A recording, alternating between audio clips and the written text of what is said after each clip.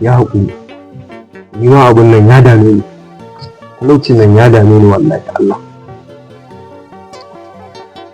Abu ɗaya kullum abincin da ma za ka ci yana nema ya gagare ka? Kai, ya fi ka yawa.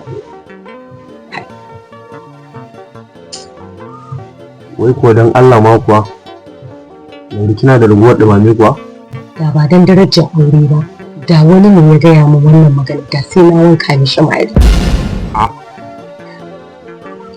Tun daga ɗanki ko talauci hauka ne? Haɓa lore. Abun ma ya yawa kuma, duka kuma. Yawwa, kan ina da ma wata shawara. Ta me fa? Ai akwai wani malami. Gobe da nisa, sha yanzu magani yanzu. Ba abun da baya magani. Ko can za mu je mu jaraba mu ga. Amma wallahi wannan talaucin ya dame ni. Amma ke kina da wannan shawarar kika bar mu ke ta yin wahala. Ai maza ɗau ko gele mu tafi ko ai na azaba zaka je. Ina wannan talauci. Ai shi ke nan ba ina dawo na ɗauko. Ra'in ɗauko mayafi na sai mu ci. Maza. Ga inda zan ce.